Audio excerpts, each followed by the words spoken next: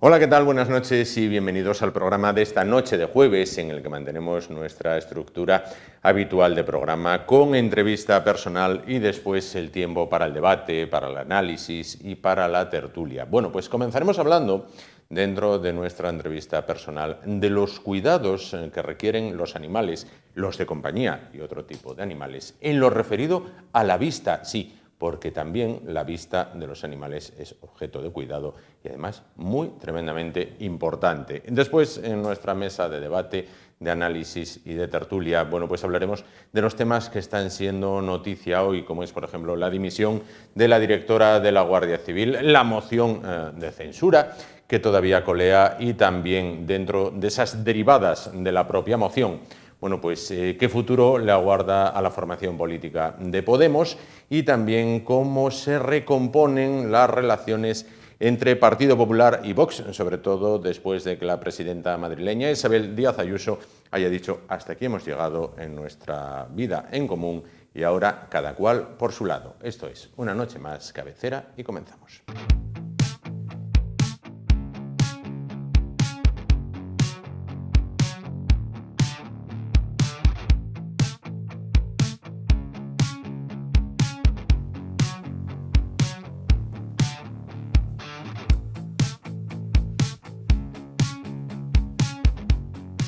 Hay algunas personas, quizás ya veteranas en edad, que utilizan una expresión tremendamente curiosa para decir que algo es raro o extraño, que es más raro que un perro con gafas. Bueno, sin embargo, nuestra siguiente invitada, o nuestra primera invitada de esta noche, bueno, pues va a demostrarnos que no es raro, sino necesario.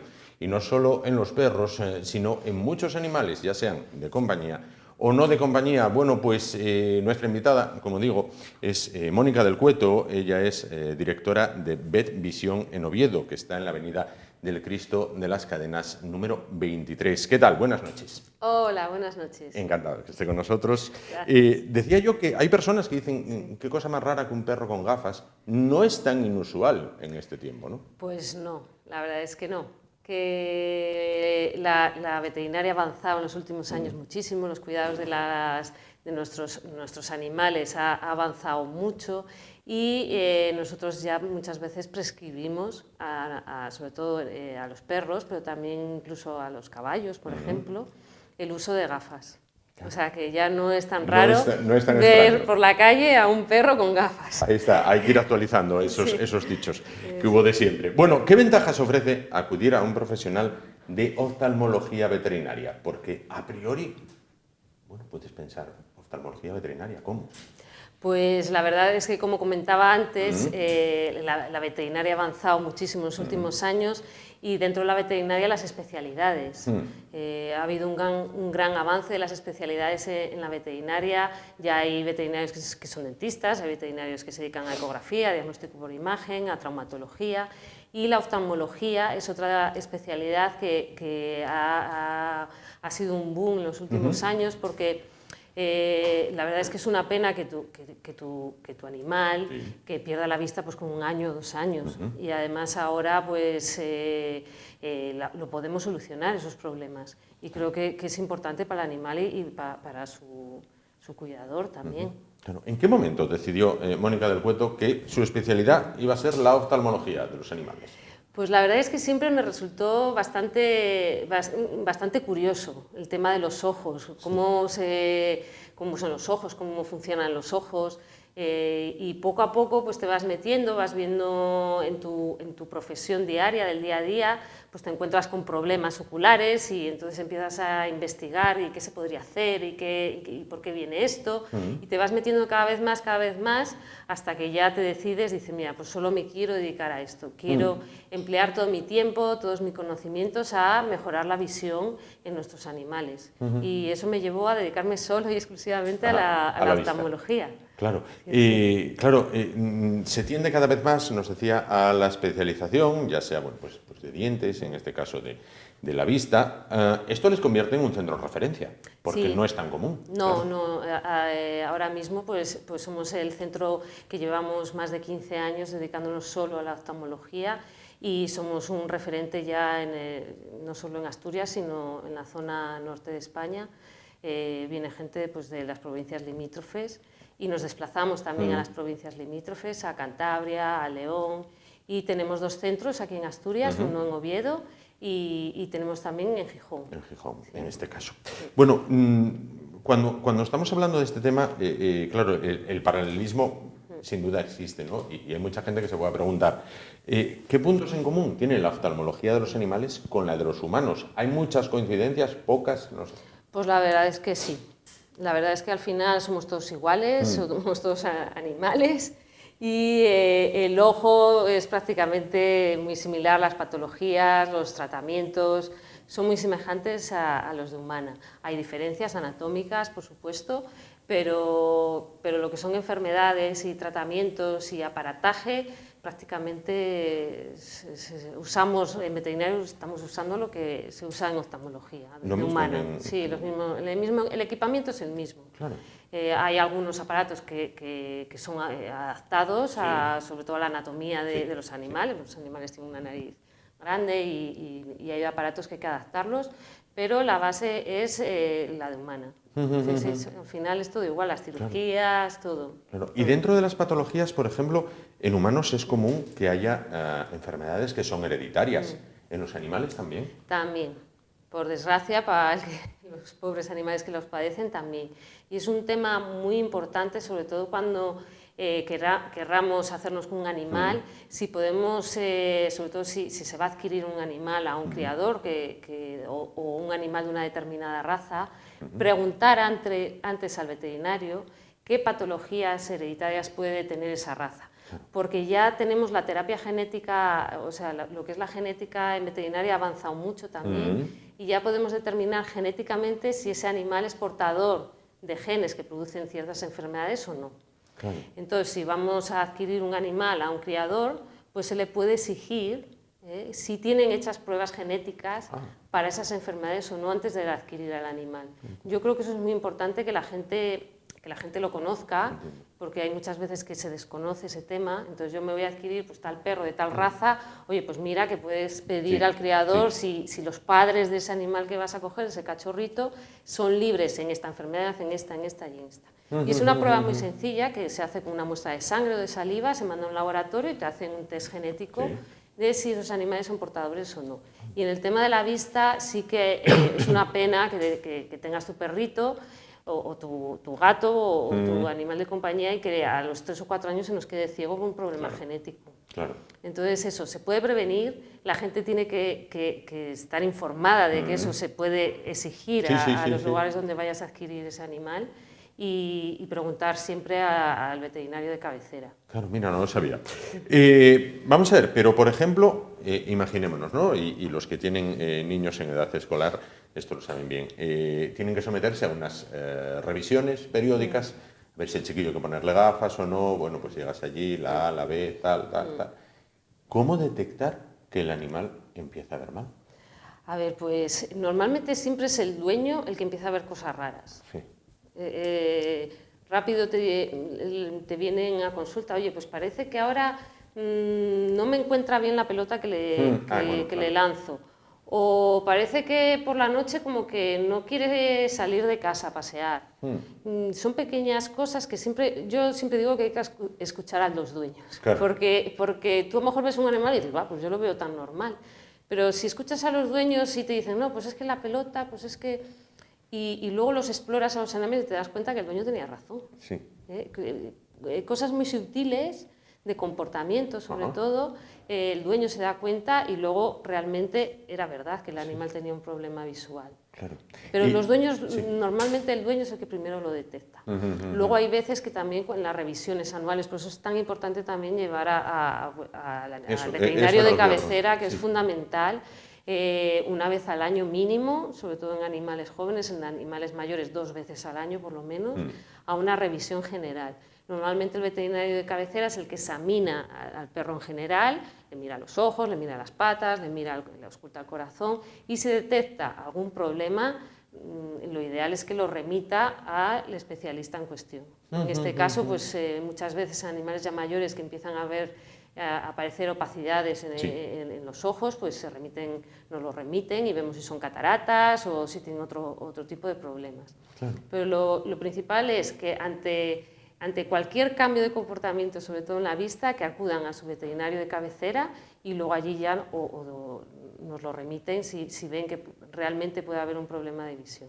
Bueno. Pero muy importante las revisiones anuales. No olvidarlo. No olvidarlo. Esto es como las personas, que una vez al año tienes que ir o los coches, ir a pasar la ITV o al taller. Efectivamente. Sí, con los animales igual. Claro. Bueno, en animales, vamos a suponer de compañía, vale, y los que no son de compañía, ¿no? Pero ¿cuáles son las patologías más comunes que ustedes se encuentran en la consulta? Pues a ver, sobre todo problemas corneales, muchísimos. Ahora que hay muchas razas de tipo bulldog, de tipo sisu, con esos ojos tan grandes, con esas caras tan adorables, porque son adorables. Esos perrines suelen tener bastantes problemas corneales, ¿vale? Porque todo les va a los ojos, van oliendo el suelo, como no tienen casi nariz, pues todo les va a los ojos. Entonces suelen tener muchos problemas corneales, de la córnea, la superficie ocular. Y luego también en animales más mayores, y hay veces que no tan mayores, la aparición de cataratas. Es bastante frecuente. Sí. En este caso, claro. ¿Y qué animales son los que más pasan por la consulta? ¿Perros y gatos o...? A ver, fundamentalmente perros. Yo creo que tienen más patologías oculares que los gatos. Los gatos también, pero los gatos son tienen menos patología ocular.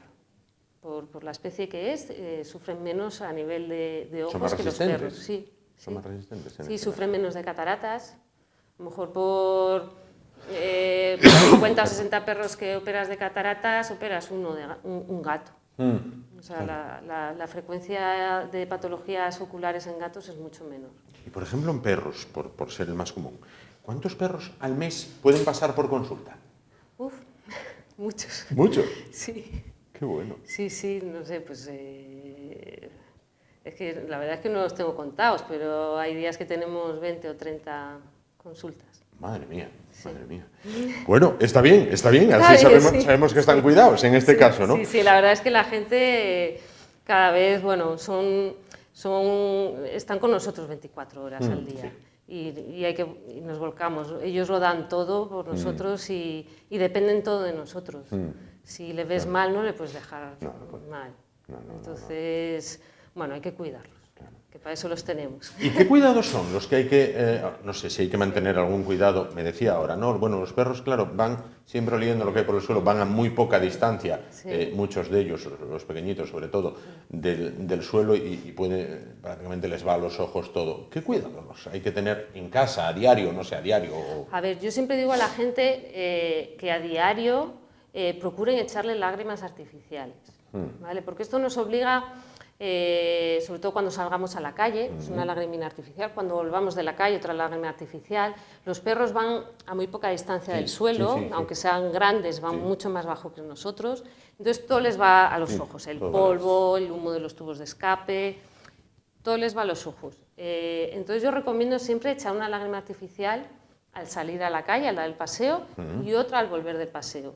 Esto le ayuda a proteger las córneas y además nos obliga a fijarnos en los ojos, porque te obliga a acercarte al perro, a apartarle los pelos si son de estos perros que tienen los pelos largos y mirarle los ojos. Claro. Con esto lo que conseguimos es que el dueño se dé cuenta de si algo pasa, ¿no? Exactamente, lo antes posible si algo pasa. Pues la legaña antes no tenía legañas y ahora tiene, o la legaña antes era amarilla y ahora es verde, o un cambio de color, pues se va a dar cuenta mucho antes si nos fijamos todos los días en los ojos. Claro, ¿la legaña puede ser indicador de que pasa algo? Sí, es lo primero que suelen detectar los dueños, sí. Claro. Bueno, además de perros o gatos, bueno, más perros me comentaba que gatos o animales de casa, ¿no? Entiendo que, por ejemplo, dentro de perros hay perros que necesitan la vista, todos la necesitan, pero muchísimo, pueden ser los perros de caza, por ejemplo, y otras especies, caballos de carreras, por ejemplo, todos estos son susceptibles del tratamiento, ¿no? Sí, sí. Además, actualmente Asturias ha habido, yo creo, una potenciación de los caballos, sobre todo caballos de salto, caballos de ride, caballos de competición, y son animales que también tienen muchos problemas oculares y en los que la vista es bastante importante. Claro. Y cada vez la verdad es que estamos viendo más patología en caballos, y también se les pone gafas, ¿eh? Y también a los caballos, Se gafas, les en este pone caso. gafas. Muy bien. A ver si vamos cambiando esas frases de siempre, que son Sí, hasta sí. hirientes para los animales, ¿no?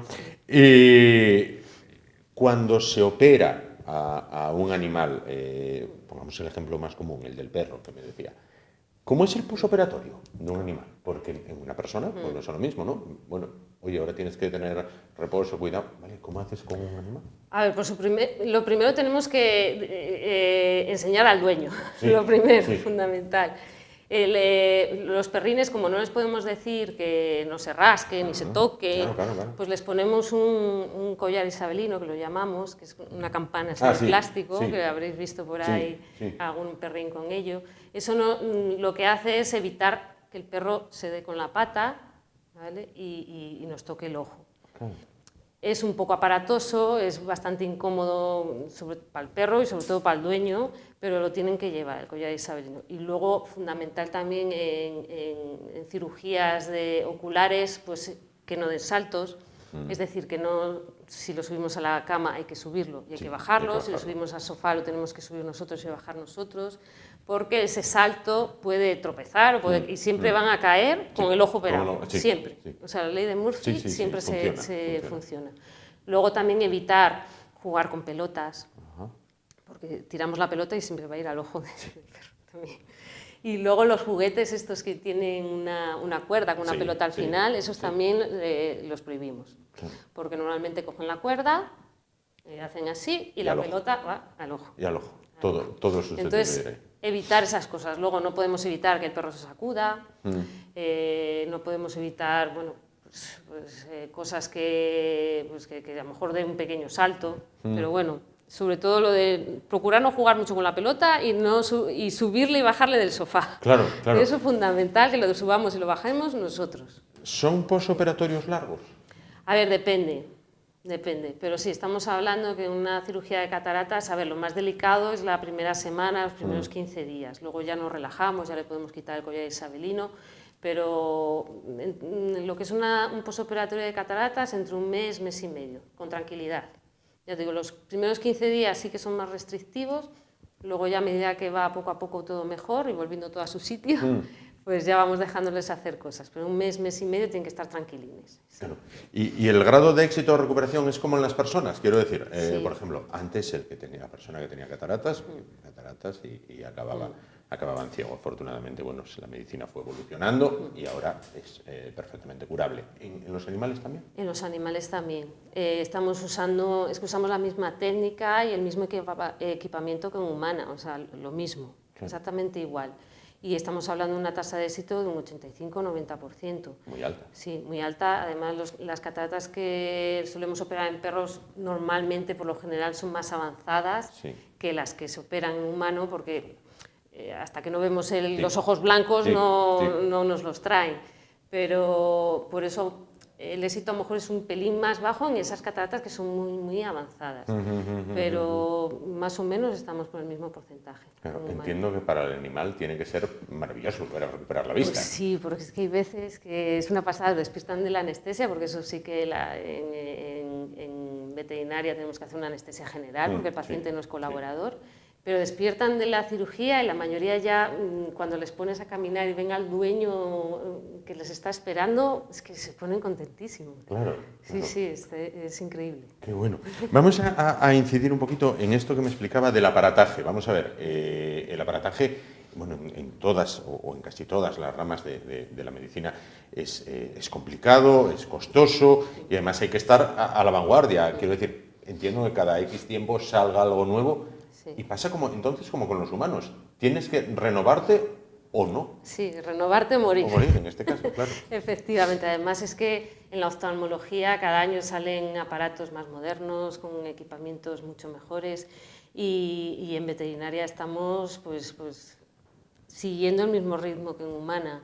Ya disponemos nosotros en nuestro centro de un escáner de retina, que es único aquí en Asturias para animales, y es el mismo pues, que tienen en cualquier hospital de oftalmología humana. Y me acuerdo la última vez que estuvo con nosotros, me dijo, tratamos un águila, en este caso, Sí, ¿no? sí. Bien, antes le preguntaba, ¿qué animales, no voy a decir raros, vamos a decir singulares, más allá de perros, gatos, caballos, trató últimamente? Pues mira, estuvimos viendo a un toro. Un toro. Un toro, sí. Era un semental de raza asturiana. Sí. Sí, que tenía... De esos tenía enormes. sí, tenía una patología palpebral. Sí, que nos llamaron. Un toro era de raza asturiana, sí, de estos de concurso, Sí, sí. concursos, y tenía una patología palpebral. ¿Qué es patología palpebral? Tenía un entropium, por un problema... El párpado se le venía hacia vale. adentro.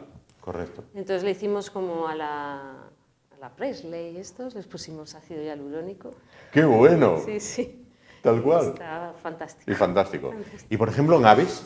Sí, también vemos bastante de cetrería. Sí. La última ave que nos llevaron fue un halcón peregrino.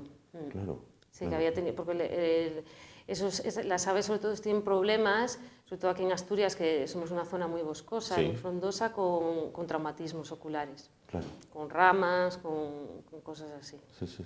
Claro, entiendo que la vista es fundamental para Sí, el tema de la cetrería. sí. Un halcón que no vea bien no come, No, nada. porque si no ven la comida no comen, entonces es un problema. Sí. Claro, sin duda.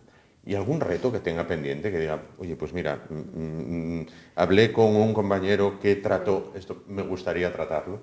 A ver, el gran reto yo creo ahora de la oftalmología veterinaria está en la cirugía de retina. Creo que es el siguiente paso, ya hay compañeros en España que están empezando y nosotros nos estamos equipando ya para hacer cirugía de retina. Claro. Es el gran yo creo que ya el siguiente paso, ¿no? Sí. El siguiente paso, el siguiente reto. Sí. Pues Mónica del Cueto, directora de Vetvisión en Oviedo, en la Avenida del Cristo de las Cadenas número 23. Muchísimas gracias por acercarnos lo que hasta hace años sería ciencia ficción, completamente ciencia ficción. De ahí lo de la frase de más extraño un perro con gafas. Bueno, pues ahí lo tienen. Forma parte de la realidad. Ahora, bueno, entiendo que son gafas por un tiempo limitado. Bueno, o no. ¿No? No. A ver, normalmente cuando salimos de casa o cuando se sale de casa, sobre todo. Ah, sí. Sí. Pero para siempre. Sí. Como las personas. Como las personas, sí. Qué curioso. Qué curioso. Sí, y hay lentillas también, ¿eh? Y lentillas. Bueno, claro, las lentillas ya no se ven, pero tiene que ser, habrá que incluso hay que enseñar sí, al dueño a colocarlas. Sí, y al perro a llevarlas, sí, también. Llevarlas. Pero bueno, es poco a poco, pues con premios, con premiar un poco al animal para que vea que además si se va a sentir más cómodo y mejor, pues poco a poco van tolerándolas. Qué bueno. Y me lo dice con esa naturalidad, me lo cuenta como nada, un caballo como con lo veo gafas. todos los días. Un caballo con gafas y nada. Oye, pues perfecto, un perro con gafas, pues perfecto. Mónica, muchísimas gracias por estar con nosotros esta noche. Y ya lo saben, tienen un centro de referencia nacional prácticamente en Oviedo, en la Avenida del Cristo de las Cadenas número 23, donde bueno, pues, la salud ocular, en este caso del animal, iba a decir del perro, del animal, bueno, pues está en buenas manos, sin duda. Muchísimas gracias por estar con nosotros esta noche. Ahora nos vamos a publicidad, en un momento volvemos. Estamos de vuelta para abordar ya lo que es el análisis, el debate de las noticias, bueno, pues más importantes del día. En un momento estamos de vuelta. Hasta ahora.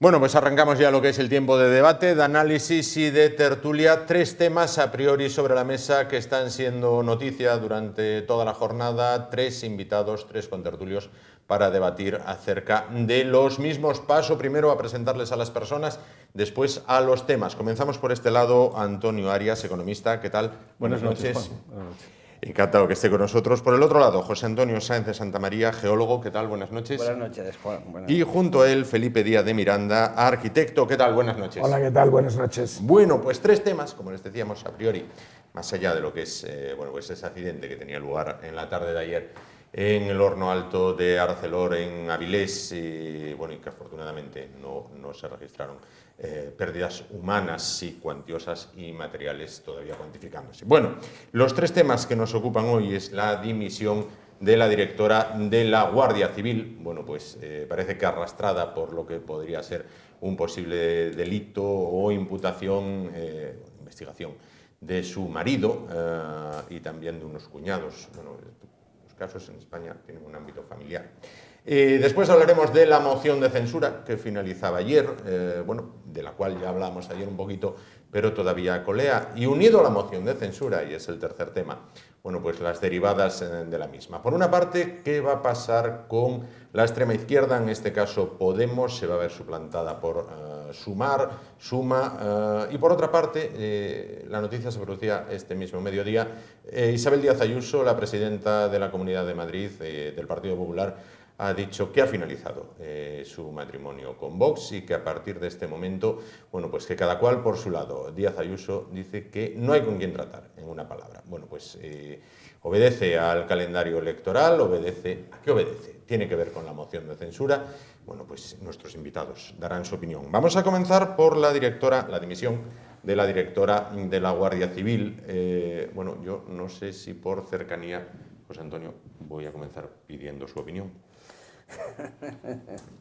Es por lo de si mi padre levantara la cabeza. Efectivamente. Fue lo primero que me dijo hoy, según entró por la puerta, me dijo, si mi padre levanta la cabeza. Sí, mi padre fue el último teniente general, director general de la Guardia Civil, general Sáenz de Santamaría. Fue director general del 83 al 86, o sea, en plenos años del plomo. Sí. Y había sido inspector de la Policía Nacional en plenos años del plomo. Y la verdad es que, a mí en principio me parece muy bien que la directora general de la Guardia Civil dimita, porque claro, hay una cosa que ya viene en el reglamento del Duque de Ahumada, que es muy fácil. El honor es la principal divisa de la Guardia Civil. Una vez perdido, no se recupera jamás. Y en este caso, le toca muy de cerca un caso de corrupción y es evidente que no le queda otra cosa que hacer que dimitir rápidamente para no salpicar a tan ilustre cuerpo militar. Discrepo mucho de la forma de hacerlo, porque eso de salir a dimitir como director general de la Guardia Civil, rodeada por generales de la Guardia Civil, pues no me parece oportuno. Estas cosas se hacen en privado, sin implicar al cuerpo, pero eso ya cada uno es cada uno.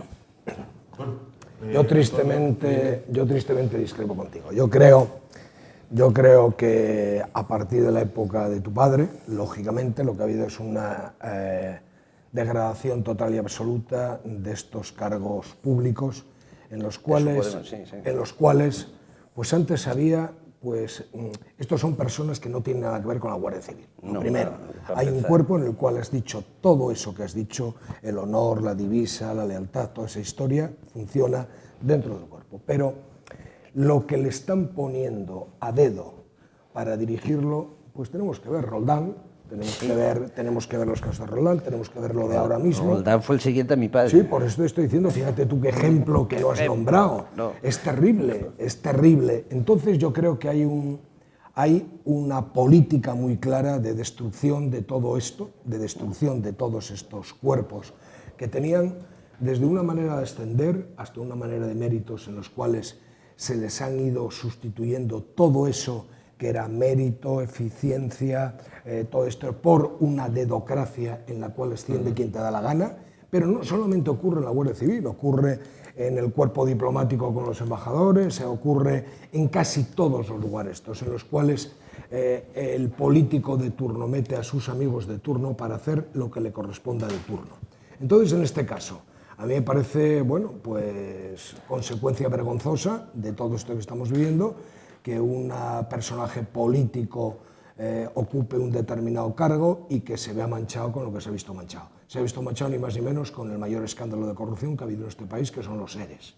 Los ERES, así de claro. Entonces, esta mujer, como tú bien dices, lo que tenía que haber hecho, además, fíjate tú, el momento político en el que lo hace, o sea, porque ella ya lo sabía cuando se estaba produciendo la moción de censura, y lo hace exactamente cuando termina la moción de censura, para no alterar ese posible debate que se estaba produciendo. Con lo cual es vergonzoso que los poderes políticos se inmiscuyan en cuerpos que realmente tenían que ser casi totalmente ajenos a ellos, y que la eficacia se ve mermada en la inmensa mayoría de los casos precisamente por esta inmiscuirse el mundo político en algo que no debería de ser tan importante.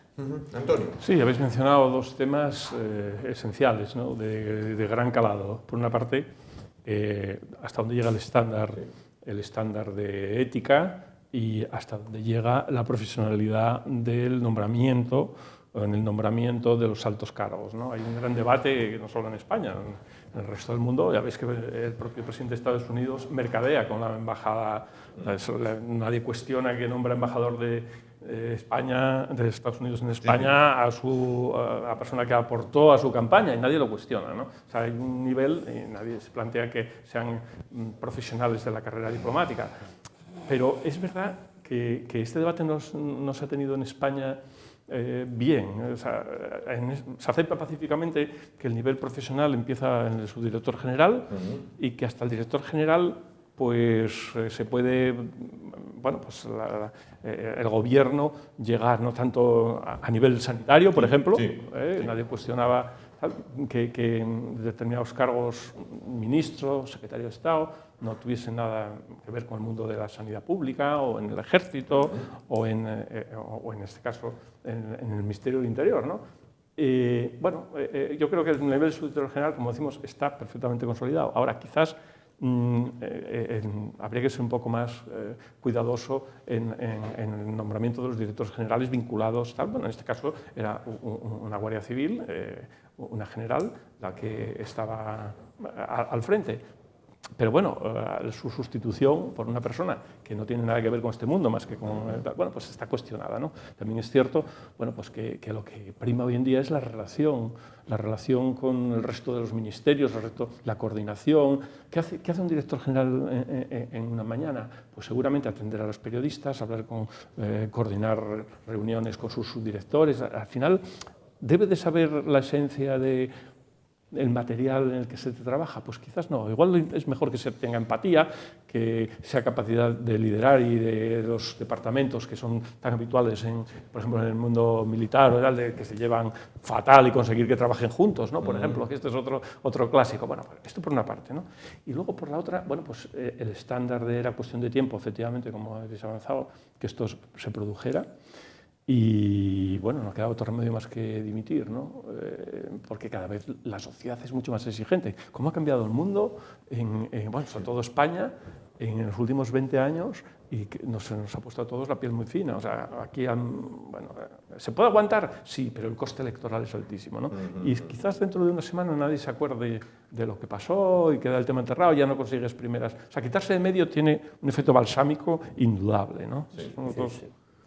Sí, yo estoy de acuerdo con lo que comentas. El problema es hasta dónde llega la estructura política del Estado, ¿no? En concreto, quizá el nivel de su director general está muy bien para todo lo que tiene que ver, pues eso, con la sanidad, con el Ministerio de Transportes, con el Ministerio de Fomento, la Agricultura. Todo eso está muy bien, que sean funcionarios de carrera hasta ese nivel, y que luego ya vengan los cargos de orientación política. Pero en el caso del Ejército, en el caso de la Guardia Civil, incluso de la Policía Nacional, que son cuerpos armados hasta los dientes,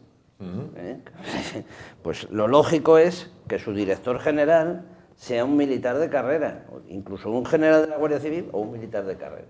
Y que el nivel político empiece en la Secretaría de Estado, porque realmente el que coordina las fuerzas de seguridad del Estado es el secretario de Seguridad, el secretario de Estado de Seguridad.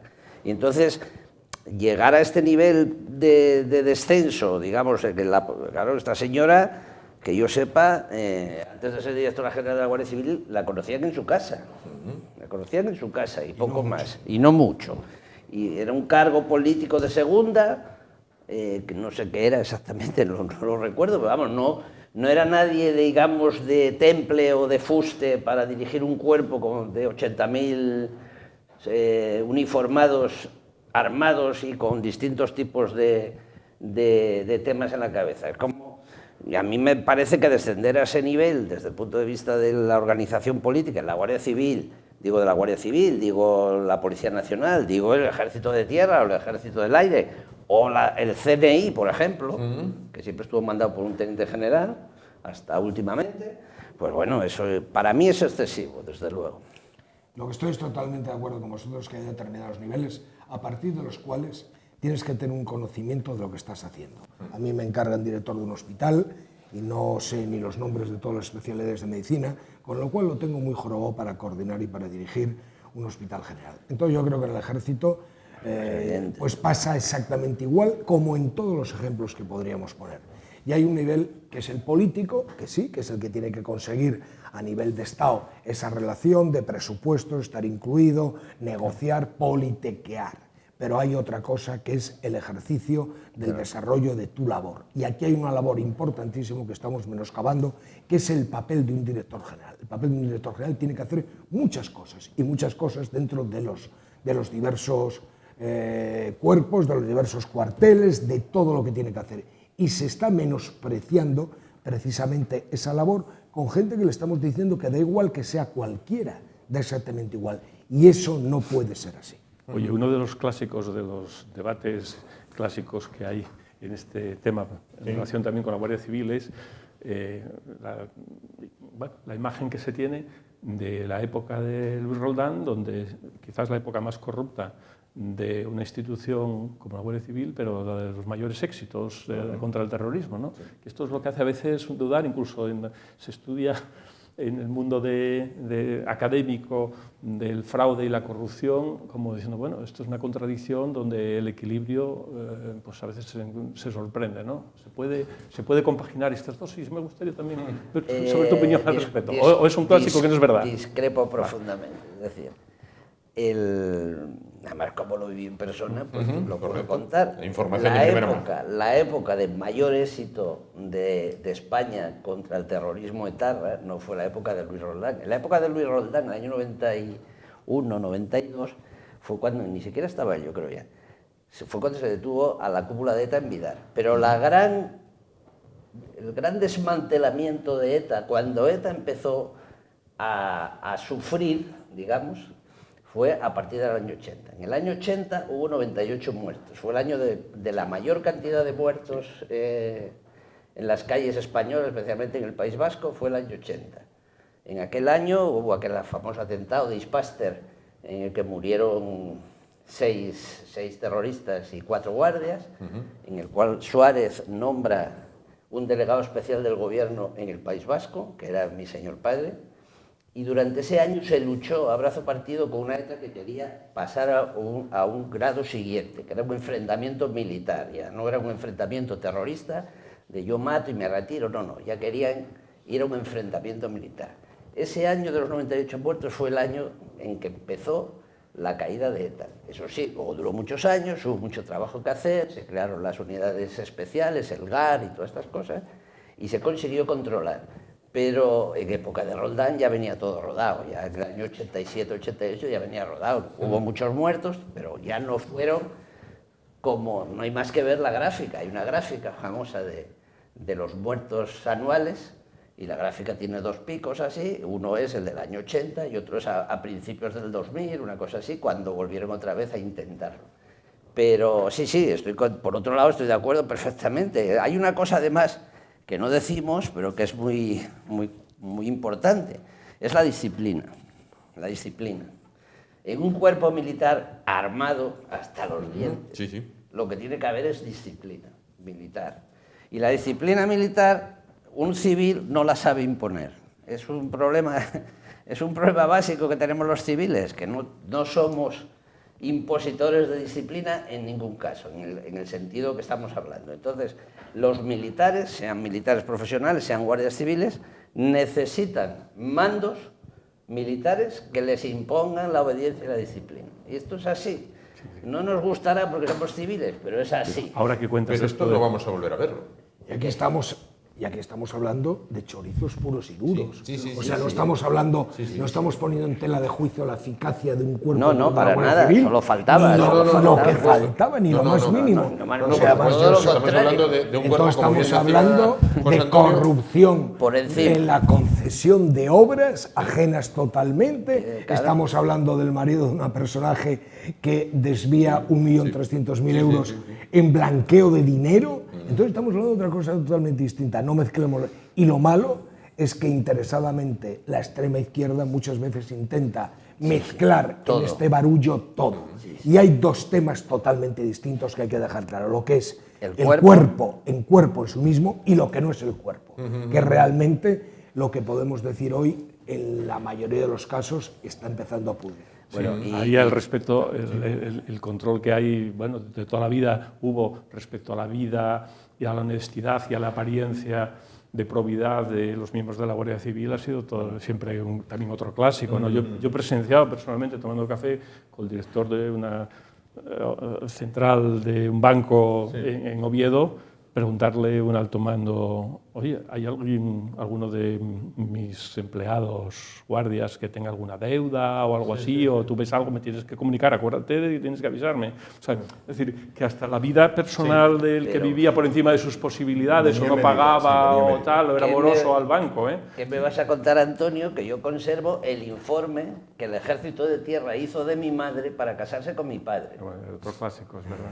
Sí, sí. O sea, que lo sepáis. O sea, Sí, para casarse mi había un padre informe. tuvo que pedir permiso a su general para casarse. O sea, Y partiendo también de otra historia, que en todos sitios hay gente corrupta. Tal, En todos. sí. O sea, eso Es una está condición clarísimo. humana. Condición humana. O sea, que haya una persona en la Guardia Civil que pueda cometer un determinado error es asumible, igual que un cura podrá ser pederasta, pero ni todos son pederastas, ni todos son ladrones. ni Por todos son eso corruptos. existe la justicia militar. Efectivamente. Por Claro, esa y en el razón. caso este de las obras de la Guardia Civil que has mencionado, Felipe, es cierto que también hay que compaginar un equilibrio ahí entre lo que es licitar y ofertar públicamente la construcción de los cuarteles, que esto ha sido también un área de riesgo de toda la vida, con que no se vaya de las manos.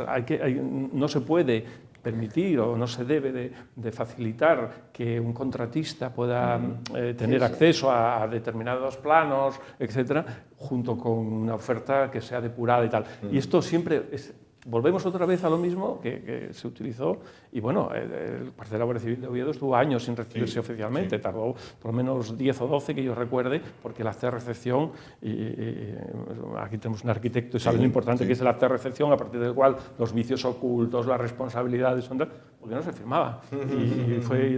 Sé que los que participaron, porque bueno, efectivamente habían estado todavía en aquella época del Roldán, ¿no? Y si me permitís, yo creo hablar, pues, supongo que por terminar un poco el tema, tenemos que pasar hablar de eso, de que el ministro del Interior diga que esta señora fue la mejor directora general de la Guardia Civil. Así lo ha dicho. Es Terrible.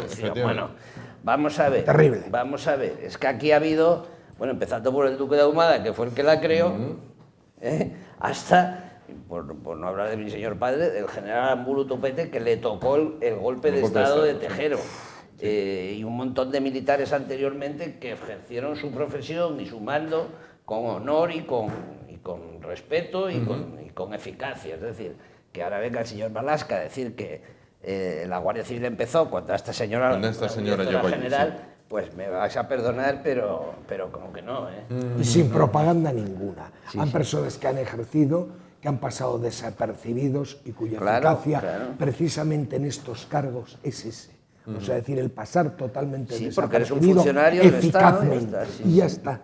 80.000 hombres y mujeres, en definitiva, en una de las instituciones más queridas y respetadas por los españoles, como es el AVE Benemérita o el Instituto Armado. Bueno, pasamos al siguiente tema, que es la moción de censura. Bueno, hablábamos ayer, casi horas después de que finalizara, pero ahora ya con el sosiego que da el haber pasado unas cuantas horas, vamos a preguntar a nuestros contertulios qué les parece.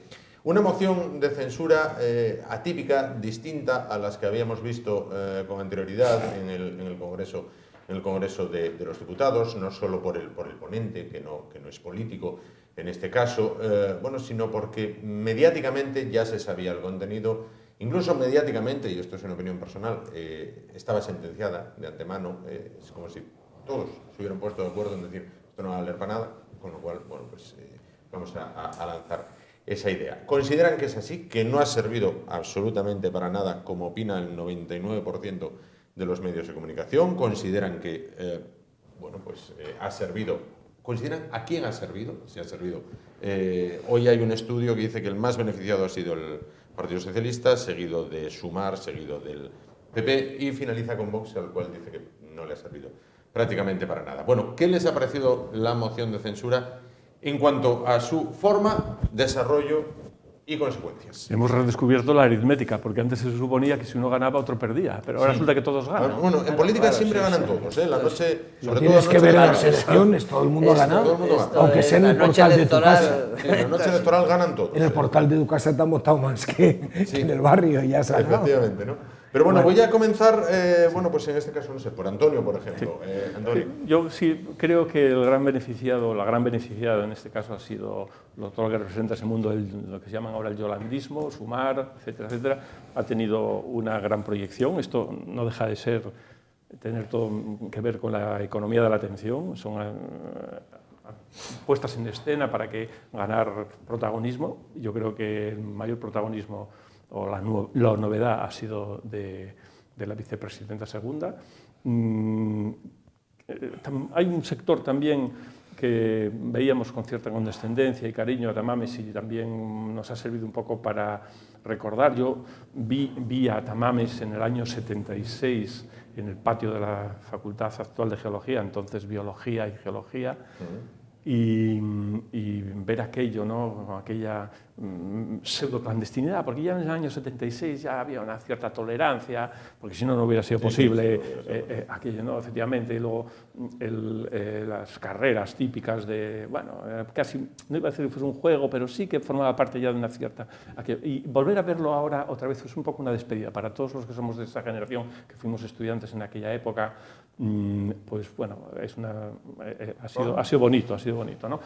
Pienso también que Vox, por mucho que digan que, o en este apunte, por lo menos para la polémica que has planteado, no creo que haya sido perjudicado. Yo creo que han, de alguna manera, quitado la posible crítica de sectarismo hacia la izquierda, porque si no, nunca, por mucho que ahora ya la evolución de Tamames haya sido ya hacia la derecha y tal, pues esa crítica ya no la van a poder hacer, ¿no? Efectivamente, como he dicho, Tamames ya no es Blas Piñar, y el que no quiera ver, el que quiera ver el argumento fácil de tal, no, ahora ya hay que hablar de política, hay que hablar de planes y hay que hablar de votos y tal. Y en ese sentido sí que creo que personalmente no le ha ido mal, Pienso que a los que le ha ido fatal ha sido a los de Podemos, porque se han quedado desubicados. Sí.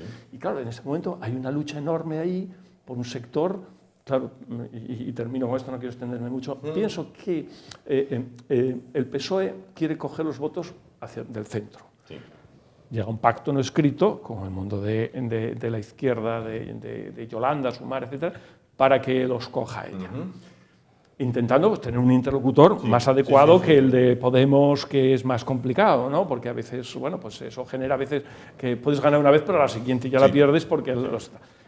Y por otra parte, el PP, pues está intentando luchar también por ese sector de votos, esos 2 millones de votos que van a ser los que van a determinar ahora el gobierno en los próximos meses, y creo que, Vox tiene asegurada, he visto en las elecciones de Andalucía, que por encima de los 65 años el negocio es cosa de 3, un tercio para cada uno, un tercio para el PSOE, un tercio para el PP y un tercio para Vox, mayores de 65 años.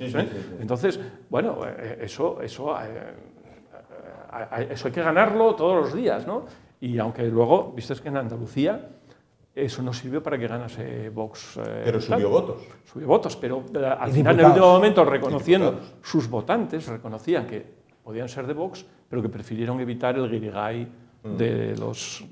Apunta Antonio, mayores de 65 años, incluso tengo leído gran predicamento entre los jóvenes, Sí, por el tema de quizás el manejo... Menos de 24, menos de 24. de las Primero, redes la primera sociales. fuerza menos de 24, Efectivamente. quitando Cataluña, el País Vasco y tal, sí, sí, es los Vox. Es agricultores, Vox. cazadores y ganaderos. Efectivamente, Y del mundo del toro, porque claro, el gobierno actual va haciendo amigos en todos Sí, estos sectores. sí, va- Y luego sube, de lo que he visto es que después de, o sea, hasta los 24 años, primera fuerza Vox, una cuarta parte por ahí, y luego pasa a ser el PSOE, y Podemos. O sea, está ahí en el sector que está ya trabajando, más sindicalizado, etcétera, ¿no? Y claro, al sumar todo eso, pues sale el Parlamento que tenemos ahora, de 30-30, 10-10. Entonces ahí...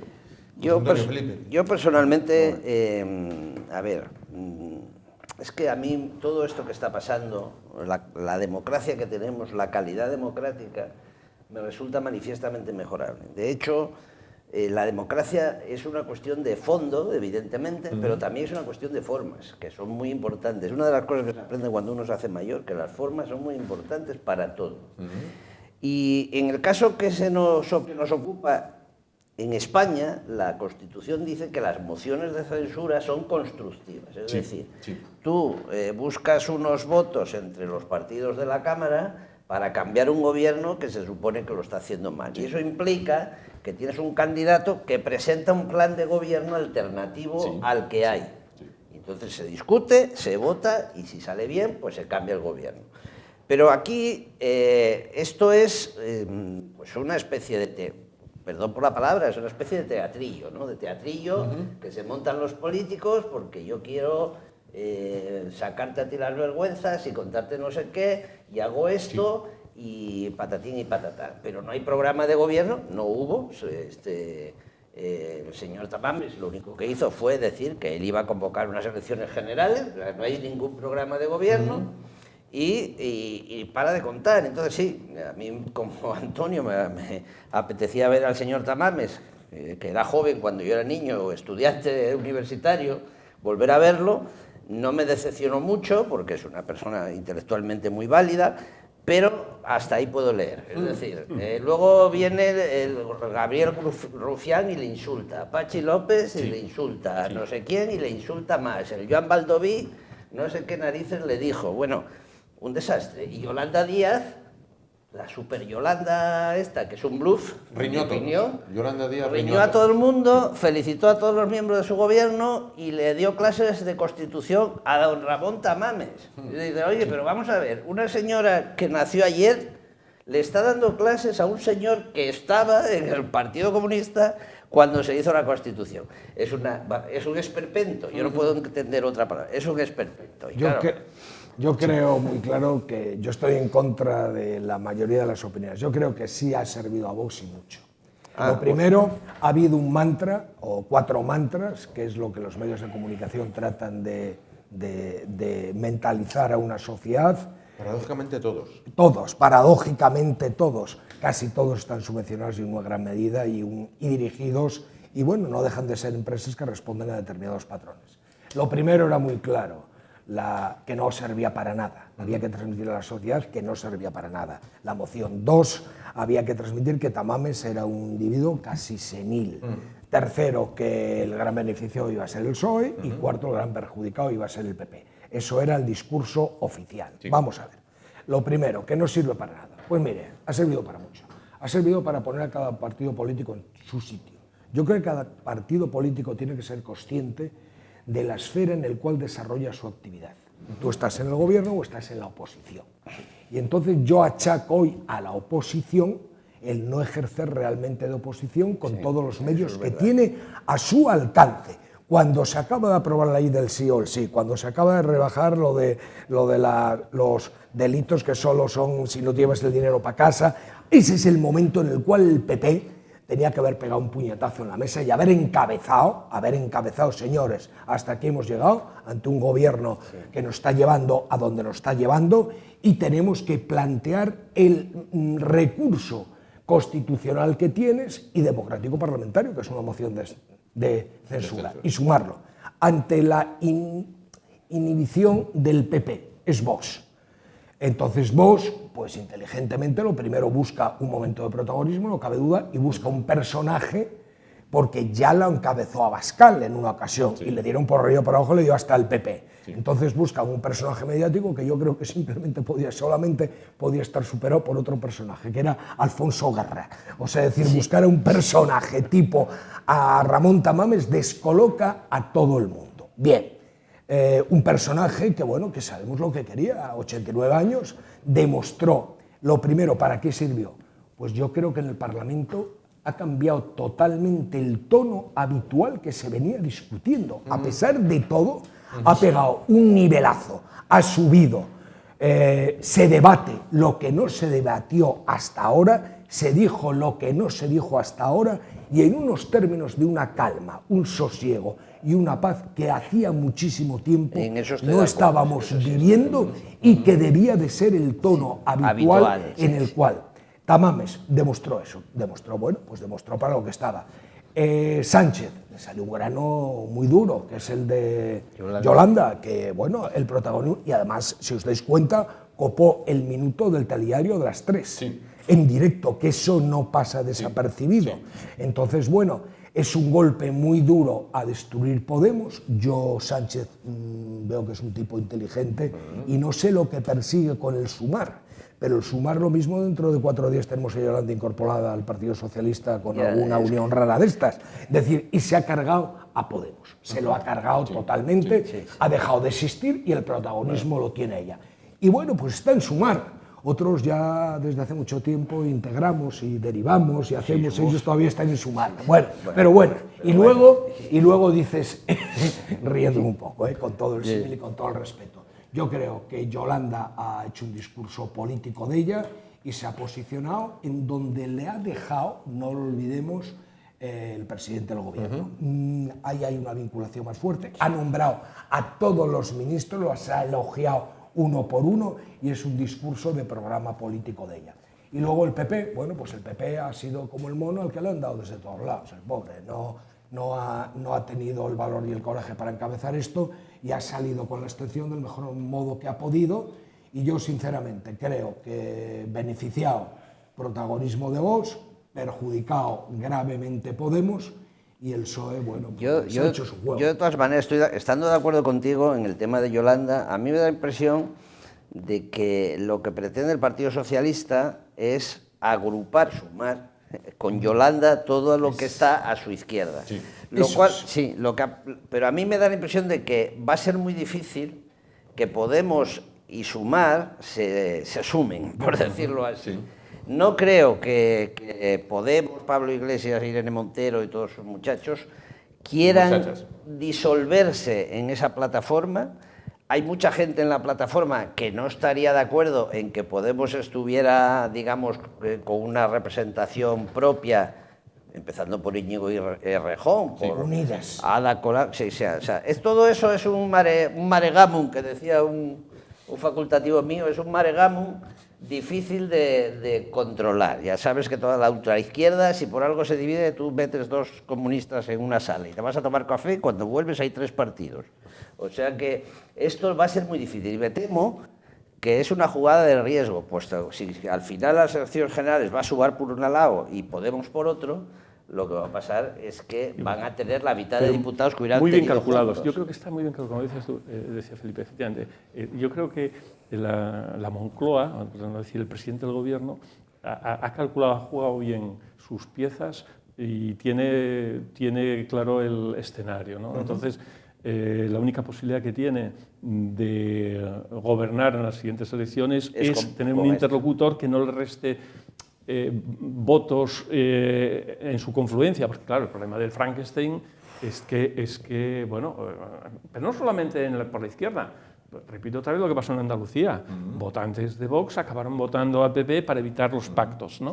Entonces yo creo que ese también es el juego que está intentando Madrid Ayuso, ¿no? Pero sobre los pactos de la izquierda, el problema de los grupos minoritarios, ¿no? Es otro clásico, ¿no? El del escorpión y la rana, ¿no? Yo te paso y tal, pero la naturaleza. Entonces, claro, si los partidos que acompañan al mayor, en este caso al PSOE, se dedican pues, a un tipo de políticas más folclóricas que incluso minoritarias y tal, acaban llevándose y arrastrando a la rana, en este caso, porque que es el único que les puede salvar, y acaban dándole a la oposición. Y esto es un poco lo que se percibe, la deriva en la que parece que está metida, si la economía no se lo pone todavía más fácil al PP, porque esa es otra, cuando empieza el Euribor a subir y tengamos que pasar por caja de los bancos en la hipoteca, o el Estado español tenga que dedicar el Ministerio de Fomento a pagar la deuda, pues entonces esa va a ser otra. Pero en ese sentido, la aportación de Yolanda Díaz, pues, yo creo que sí tiene un mercado ahí. Si os fijáis, los mensajes son no solo simples, simplísimos. Es una manera de hablar que a veces incluso casi llega a ofender, ¿no? Porque parece como si estuviera hablando a un niño de 10 años. Pero es que la política se ha convertido en eso. O sea, tenemos ahora ahí un grupo de 10 o 12 millones de votantes que solo quieren ideas sencillas, simples, no puedes... Tal, aquello de tamames de biológicas, que yo no entendí nada y le preguntaba al de al lado, ¿tú has entendido algo? No, pero qué bien habla y tal, ¿no? Pues aquello que tenía el Partido Comunista de las élites tan profundas y tal, eso ha desaparecido. Ahora el político tiene que ser muy simple, con ideas pequeñas, claro. Tuitero. Claro, efectivamente, de Twitter, ¿no? Es un poco la política a la que vamos, y entonces los técnicos pues son los que acaban llegando las conclusiones al final, ¿no? Pero bueno, en definitiva, que vamos a tener en los próximos meses muy interesante qué va a pasar por la izquierda. Sí, porque si aquí, de hecho, Yolanda Díaz lo ha dicho, que ella no va a negociar nada con Podemos hasta pasadas las elecciones municipales,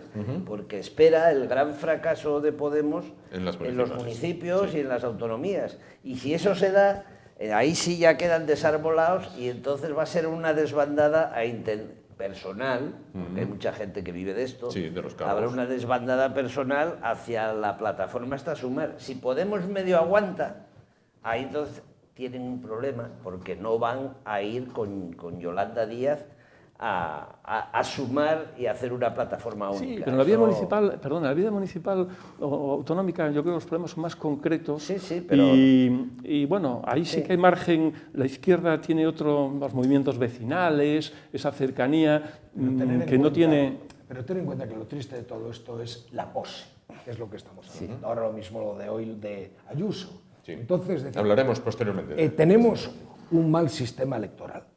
Malísimo. Un malísimo, en el cual estamos continuamente conspirando, divagando, o sea, decir, un sistema a la francesa, en el cual dos vueltas. Tú en la primera vuelta votas tu partido sin ningún problema, ni ninguna cortapisa. Los dos partidos que quedan mayoritarios van a una segunda vuelta, y antes de esa votación tienen que ponerse de acuerdo con los que le dé la gana, y el elector sabe con quién vas, con quién no vas, qué peso tiene real. Entonces hay una claridad, y el que gana 4 años. Gana 4 años, y cuando termina el mandato se le ha dicho, usted lo ha hecho fatal. Pero yo sé a quién voté, con quién iba usted y cómo iba. Ahora mismo toca la época del pose. Es decir, que el PP va a ser el partido ganador de las próximas elecciones, nadie lo duda. Nadie. Teóricamente y técnicamente, si no hay una catástrofe que puede... Salvo, bueno, sí, claro, salvo que va a necesitar a Vox, también es una realidad que dices tú, evidente. Y aquí viene ahora esta lucha, este posicionarte, yo no vos, vos lejos, no sé qué, pues simplemente lo que estabas diciendo antes, cada uno querer captar, querer arañar un cacho de tu electorado para parecer lo que sabe realmente, que todo el mundo sabe, que cuando llega la hora de verdad va a ocurrir lo contrario. Qué triste, ¿no? Que tengas que mentir desde el principio, que no tengas que decir la verdad, y que realmente estemos tan condicionados a unas elecciones y a aparentar lo que muchas veces ni pensamos. Que el Partido Popular gane las próximas elecciones lo dan como un hecho, lo dan como una seguridad. Quiero decir, Sánchez tiene todavía el tema de Europa, que lo va a ocupar dentro de nada. Dentro de nada va a ir a visitar China, lo cual, bueno, invitado por el gobierno chino. Puede gustar o no, pero es una propaganda máxima. Es decir, bueno, voy a China, es decir, no vas a Ruanda, con todos mis respetos para Ruanda. Sí, es pero, tan claro, tan claro. Sí, pero tú imagínate, perdona, que Kanga va a traer una chica que sabe el chino mandarín. Entonces tú dile a la señora de Boal y de Tineo lo que le importa el chino mandarín. Vamos a ver. No, me refería a nivel nacional. Estudiemos un poco el tema. El Partido Popular en este momento ha ganado y tiene mayoría absoluta en Galicia, 5 millones. Sí, sí, sí. En Castilla-León, más o menos, 4 millones, 9 millones. En Andalucía, 8 millones, o sea, 17 millones. Tiene también Murcia. Sí. Tiene también Murcia y tiene posibilidades de ganar en Valencia bastante claras, Sí. aunque bueno, ahí está. Sí, Es decir, ahí anda. todo eso son 25 millones de electores. Es decir, que va a ganar el Partido Popular es algo que, viendo lo que ha pasado en los últimos años, con las elecciones de los últimos años, parece evidente. Parece evidente, porque el PSOE podrá mantener probablemente Extremadura, Castilla-La Mancha y puede ganar en Cataluña. No metió la cuenta Madrid para el Partido Madrid, Popular. sí. Ah, bueno, Madrid, Claro, claro. lo he metido, por Correcto, el hecho de 25 millones, que no serían correcto. 18. Sí. Es decir, que va a ganar el Partido Popular parece evidente. Y que la única posibilidad de que el actual modelo se mantenga consiste en que Vox y Podemos Sumar queden más o menos igual, o que Podemos Sumar quede más por encima de Vox, es la única posibilidad cierta que hay, porque no te olvides otra cosa. En el momento que haya una mayoría relativa del PP con Vox, hasta el PNV va a votar con ellos. O sea, eso es evidente, porque esto es como el fútbol. Sí. Aquí El que es te un dé. partido que se juega y siempre gana el PNV. Como es 11 señores, 11 millonarios en calzoncillos, 22 millonarios en calzoncillos, que le dan patadas a un balón y siempre gana Alemania. Pues aquí siempre gana el PNV. O sea que, Correcto. así de claro. Yo diría dos cosas. Primero, no olvidemos que no subestimemos a Pedro Sánchez, que para nada, se ha dicho aquí efectivamente que no hay que subestimarlo, para nada. pero quiero decir que es un gran maestro, Estamos hablando de altísimo supervivientes. nivel, con un equipo de asesores y de estrategas como yo creo que no ha habido hasta ahora, ¿no? Hasta ahora. Entonces, bueno, tienen, yo creo que, concentrada una gran tarea en el tema de las pensiones. O sea, ¿qué va a pasar? Efectivamente, es un clásico también que a medida que uno se va haciendo mayor, se va haciendo más conservador. ¿Va a conseguir repartir eso? También dicen que votan siempre al gobierno. Son dos... Bueno, está jugando esa baza de manera clara y descarada, ¿no? Luego también se supone que, como decías, la Unión Europea, China, tal, un cierto protagonismo, pero no veo tan claro que podamos repetir los resultados, los escenarios de las autonómicas anteriores que ha mencionado José Antonio. Va a haber muchas dificultades ahí porque si se consigue alejar suficientemente, pueden haber otro tipo de mensajes, ¿no? Y ahí, en ese sentido, lo mejor que puede hacer Vox, en mi opinión, si fuese yo el Partido Popular, le diría: esto es usted el más callado, tiene sus 50, va a tener 60 o lo que sea, pero deje, porque lo único que puede conseguir es que mi votante de centro se vaya para el Partido Socialista. Y eso lo saben todos, y la estrategia del PP en esta moción de censura ha sido quitarse de medio, que es lo único que podía hacer. Dicen, es que no había otra opción. Es que, claro, el Partido Socialista hoy día tiene 120 diputados y Podemos tiene 35, es decir, están en 155. Les quedan 21. Faltan 21. Bueno, a poco que el Partido Socialista baje 5 o 6 diputados y que Podemos se quede en la mitad, o baje 10, el tema está zanjado. O sea, el tema está zanjado. No hay... Otra cosa es que el PP y Vox puedan llegar a tener una mayoría absoluta en su conjunto, porque ahí está lo que haga Vox. Yo sigo diciendo que en el caso de que los socialistas pierden 5 escaños y Podemos otros 5, otros 10, esto ya cambia completamente, y seguro, vamos, ¿no? Y no creo que le queden muchas alternativas.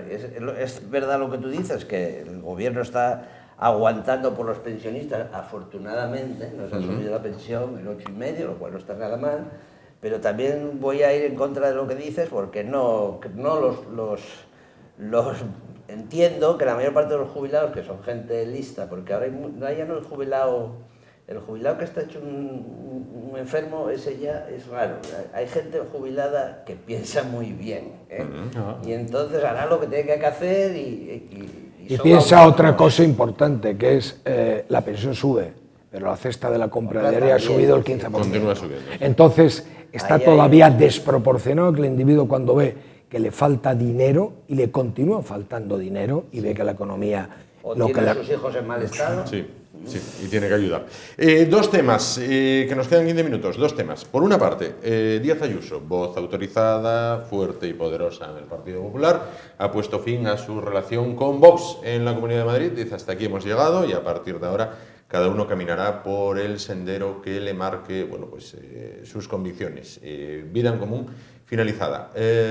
Bueno, ¿esto en qué clave lo analizan? Y por otra parte, ante el declive más que posible de Podemos, ¿le quedaría una última carta a Podemos, que sería la vuelta de su creador, fundador, alma mater y poder en la sombra? Es decir, llego para ver si revitalizo esto, en un retorno del caudillo, valga la expresión. Bueno, no sé. Ayuso yo creo que hace su papel, está en el papel preelectoral, ya entró en campaña y está haciendo su papel, está jugando sus cartas y punto, no tiene más explicación.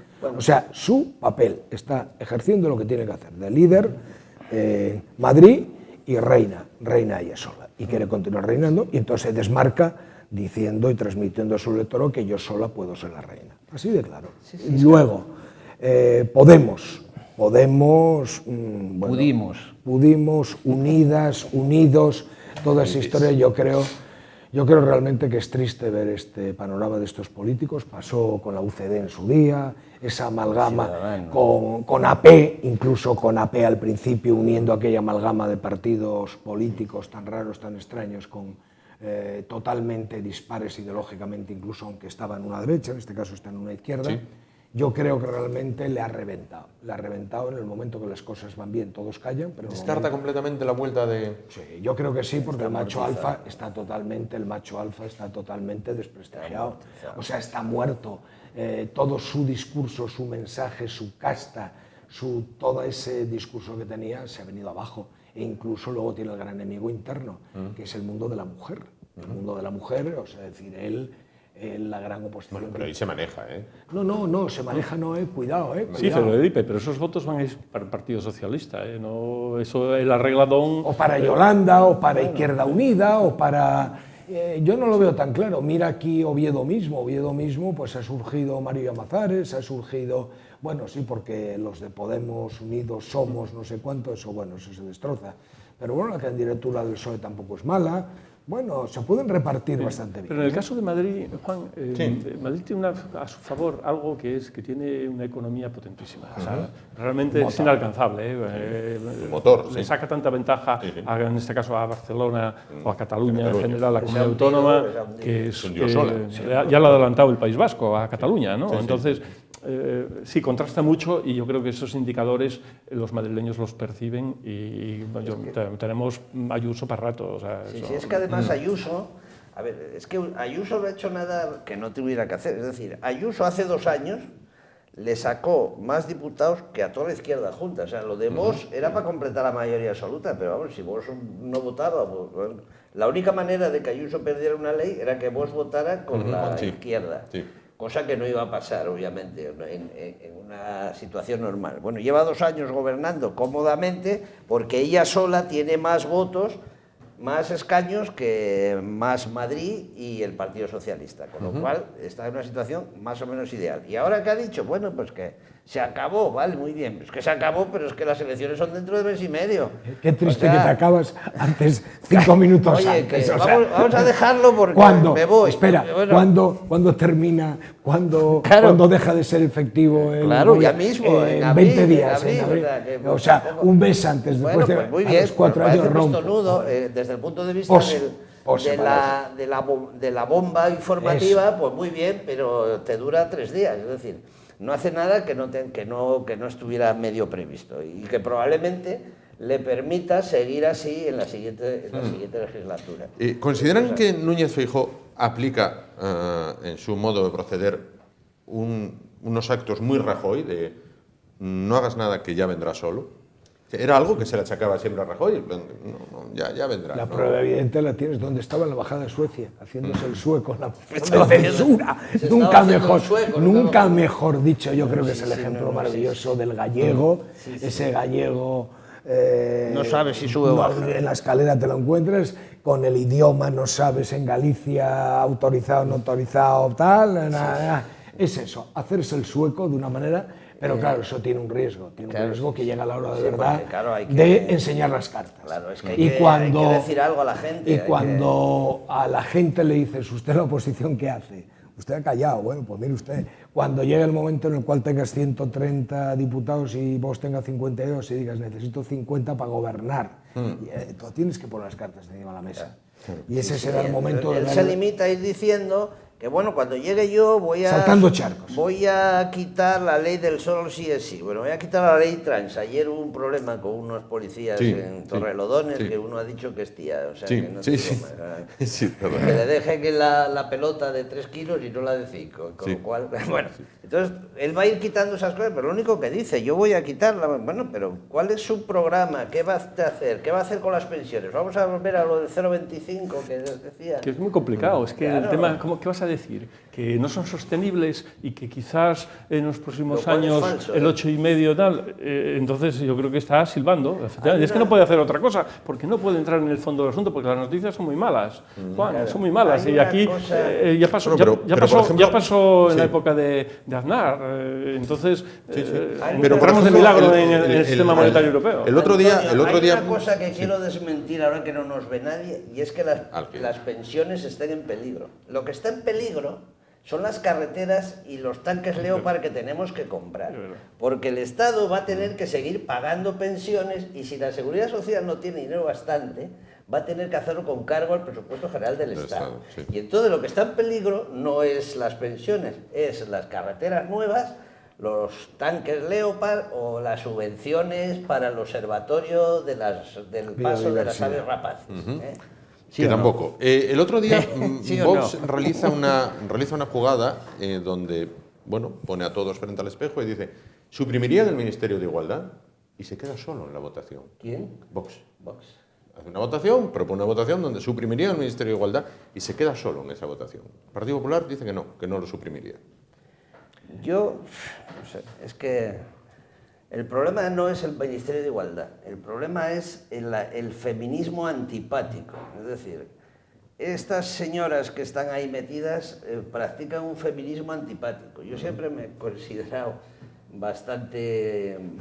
Y de hecho, en mi empresa todo el mundo éramos iguales, mujeres y hombres, es decir, en una empresa pública, pero éramos todos iguales. Es decir, esto no empezó ayer. Pero en este momento vivimos una campaña permanente de acoso y derribo, no se sabe muy bien a qué y por qué, que yo desde luego eso sí lo suprimiría. Otra cosa muy distinta es que haya un ministerio que se ocupe de que las mujeres puedan conciliar su vida, y los hombres puedan conciliar su vida laboral y su vida personal, que haya guarderías para todos, que yo qué sé, lo que sea. Yo no quiero... Distintas medidas que se podrían poner en marcha. Son medidas sociales, no son medidas de igualdad, son medidas sociales que hay que tener y que todos tenemos que ir evolucionando en ese sentido, me parece muy bien. Pero lo que se está haciendo desde este ministerio, yo no lo entiendo, no lo veo. Yo lo que creo clarísimamente es que pasa lo que pasa en este bendito país, que pasamos como el péndulo de un extremo a otro extremo. Entonces, de repente, de ser, dices tú, de no tener los mismos derechos de igualdad que tenía una mujer en España que en Europa, que lógicamente también era evidente, hemos pasado al extremo de ser los más progresistas y los más avanzados del mundo. Entonces yo creo que hay una evolución de la sociedad, todos creo que somos conscientes de que somos iguales, creo que somos conscientes, creo que las condiciones se están igualando en todos los sentidos, quizá en el más importante que esta gente de extrema izquierda nunca quiere hablar y que no ha salido a la calle es por el tema laboral incluso, por el salario. Hay cuando venga el PP gobernando ya verás tú cómo saldrán millones de mujeres a la calle para exigirlo, pero ahora es callarse, ahora es protestar con el tema del sí o el sí, el tema cosas menores, cosas totalmente menores. Entonces yo creo que la sociedad evoluciona, creo que imponer reglas en el cual porcentajes nos igualen es otro gran retraso, o sea, en cada sitio, cada valía y el ejercicio profesional, o sea, decir, ahora mismo estábamos hablando, por ejemplo, hay un hecho, yo lo tenía el otro día en la universidad que estábamos estudiando, era el tema mujeres que querían hacer ingenierías, pues son mucho menores en porcentaje que los hombres. Sí. O sea, decir, hoy las oposiciones... Pero nadie lo impide, claro. Claro, nadie. Pero dentro de poco te saldrá que tienen que aprobar el mismo número de hombres que de mujeres. Entonces tú, yo dando clase en ingenieros en un determinado momento, te decían, en el departamento es que tenemos que aprobar el 65% de los alumnos porque si no, el malo es el profesor. Y dices tú, pero cuidado, si es que a clase no me viene el 65%, es que como hoy tengo que aprobar más de los que vienen a clase. Entonces, el mérito, la valía, todo eso se está dejando atrás.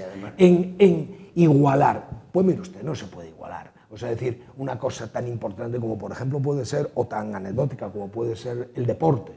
¿Qué quiere usted decir? ¿A que no tienen cataplines para decir que en las próximas Olimpiadas no hay deporte femenino y masculino? Que hay un solo... Bueno, yo ante eso tengo, ya verás tú la que liamos. Tengo una teoría particular que luego les comentaré. Entramos en los últimos minutos. Una pregunta con una respuesta para cada uno de los invitados. Empiezo por Antonio. Queda muy poquito para las elecciones autonómicas y municipales. Con la moción de censura, ahora sí, ya ha arrancado toda la maquinaria que nos llevará hasta la cita con las urnas y prevé que puede haber mucha abstención por el desencanto que puede haber con la política.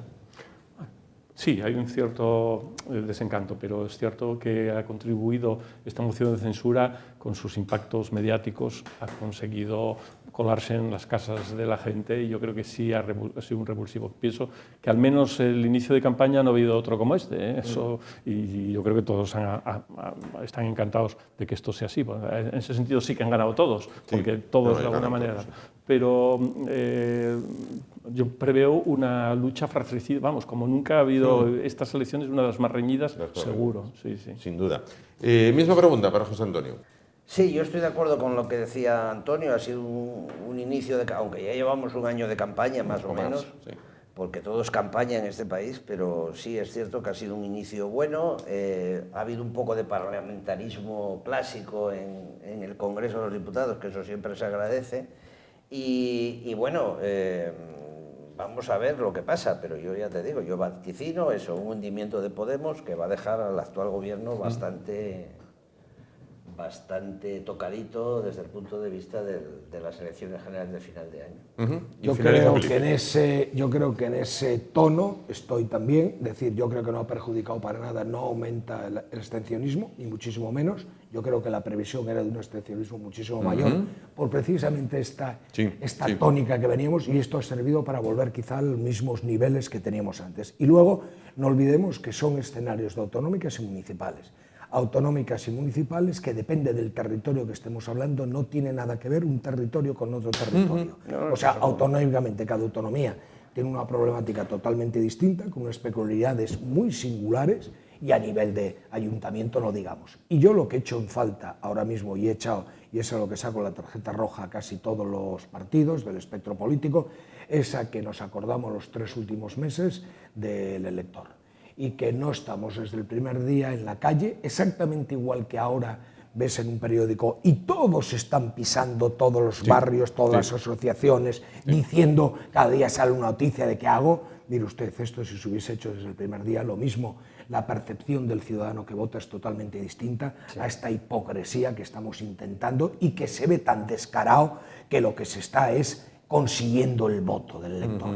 Y eso perjudica, porque eso da descrédito a esta clase política, que el ciudadano, como bien decíais antes, no tiene un pelo de tonto y sabe lo que le están diciendo. Juan, y no se nos puede olvidar que todos damos por hecho que Ciudadanos desaparece, a pesar de que hay un consenso amplio de que el mejor discurso del Parlamento fue el de Arrimadas ayer. Sin duda fue el de Inés Arrimadas. Eso es una pena. Sin duda. Bueno, pues llegamos así al final. Me despido de los invitados en el orden contrario al que los presenté. Gracias, Felipe, por estar esta noche con nosotros. Hasta luego, buenas noches. Muchísimas gracias. Antonio, muchísimas gracias por estar con nosotros, como gracias también les damos a ustedes por estar con nosotros una noche más. Volvemos el martes, será a partir de las 10 de la noche. Hasta entonces, gracias por su atención, buen fin de semana, ánimo y adelante.